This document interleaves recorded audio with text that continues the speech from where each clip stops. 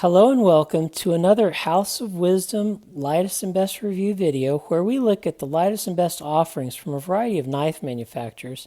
And today we're going to be looking at the lightest knife that We Knives makes, which is the 616 Resonance. I have a disclaimer before I start.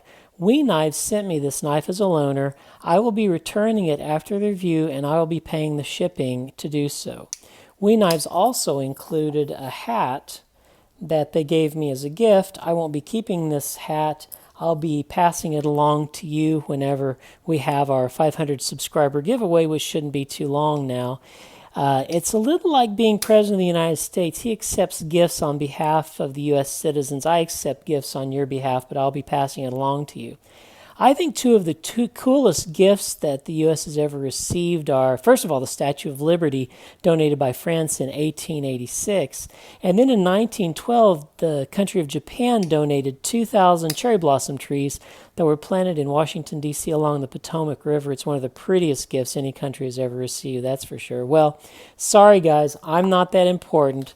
I just get a hat. I don't get a Statue of Liberty or 2,000 cherry blossom trees. But what I get, I'm going to be passing along to you guys when we get our 500 subscribers. Well, about We Knives. We Knives is a Chinese manufacturer of knives. They started out over a decade ago as a high-quality OEM manufacturer. They made such knives as the District Knives Apollo. I'll put a picture of it here. Before 2014, they were called the Weiyi Knife Company, but in 2014 they changed their name to We Knives because it would be easier for their customers to remember. In 2016, they decided to launch their own knife designs, the 600 series. They named them, you guess it, the 601 through the 620 consecutively. And in 2017, they hope to produce 20 knives and deliver and execute 20 knives also. So far, as of July of 2017, they've launched 7 of their 20. And you guessed it, they're named the 701 through the 707. This is the 616, remember.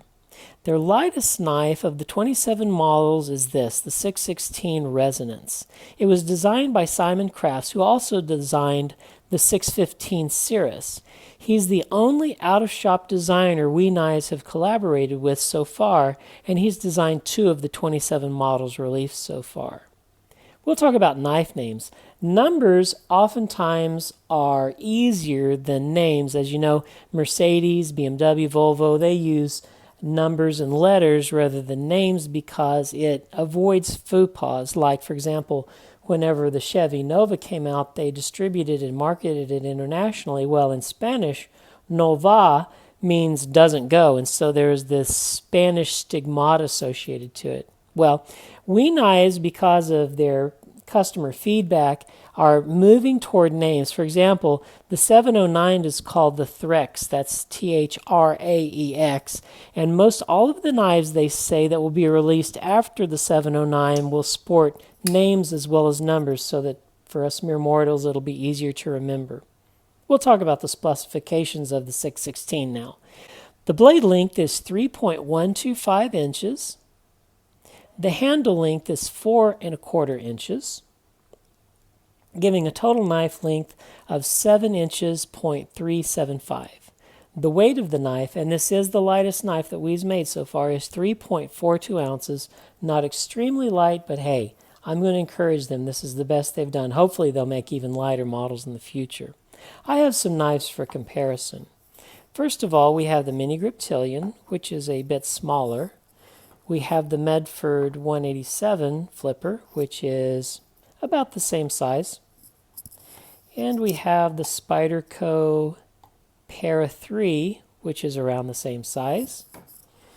We have some Chinese brothers. This is the Reich 1508, which is a little larger. And the Riot Wave, also which is a little larger. And we have the Kershaw Leek, which is a little smaller. And we have the Hinder XM18 and 3-inch, also which is a little smaller. The blade on the knife is made of Bowler M390 and as you can see is in a Tonto configuration.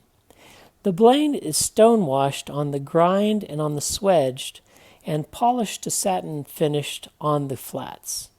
They also make a blade that has black coating, and I'll show a picture of it. The black is where the grind and the swedge is, and the flats are still that satin finish.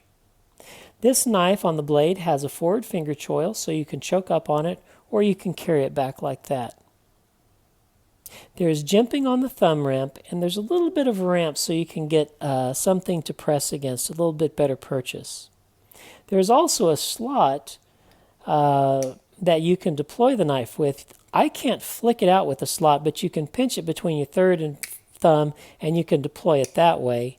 However, the main manner of deployment for this knife is with a flipper. The flipper is of good shape, and it flips very nicely. The handle is made of titanium and has extensive skeletonization. I'll see if I can demonstrate that here. Very well skeletonized to lighten the knife. So on the hardware, it has these proprietary pivots. We includes a pivot tool to help undo these pivots, and that's good for all the pivots except for the backspacer pivot. If you put the proprietary tool on there, it'll spin, so it's best to buy two weave knives so that you can have one tool to stop it and one tool to turn it. It's a little like Lay's potato chips. You can't just buy one. The handle comes in 6 color configurations: green, purple, gray, bronze, purple with gold highlights, and black with gold highlights. It has a backspacer which also is made of titanium. Basically, the whole knife is titanium except for the blade, and the bearings are ceramic, but the hardware, the clip, the handle are all titanium. The lock is a frame lock, and like all WE knives, has a lock insert with over travel stop. The detent pawl is placed correctly. It's the very distal and outer aspect, so it gives you a great deployment angle. Look at that. It is less than a 5-degree deployment angle before it meets the detent ball. That means that it's really easy to get your finger out of the way whenever you close the knife, and this knife will shake closed easily. The pocket clip is a 3D milled pocket clip and gets in and out of your pocket very nicely. It's a right-hand carry tip-up only, and they don't put dummy holes on the left side, so left-handed people can't carry this like a left-handed knife. The ergonomics on the knife are great, no problems there. With the chamfering and milling, it makes the handle more of a rounded configuration, so it's a little more like gripping a baseball bat. The knife flips very well. It has a great action. You don't need any wrist, and with the detent angle, it's easy to get your finger out of the way and just shake it closed. The cost of the knife is approximately $250 as of July of 2017. So what are my opinions of the WE Knives 616 Resonance? I really like it, and I really realize that this is a biased review because I liked it before they ever sent it to me. But what could they do better? At 3.42 ounces, I want to applaud them for going a little lighter and a little smaller, but I think that you could still get lighter WE knives, and I hope that they will go under to a 3-ounce knife in the future. The other thing I would improve is the issue with the pivot tool, especially on the backspacer one. You could include 2 pivot tools so you could block one while you turn the other. The other way to get around that is just make a captive pivot. Here's an example of the Zero Tolerance 0900.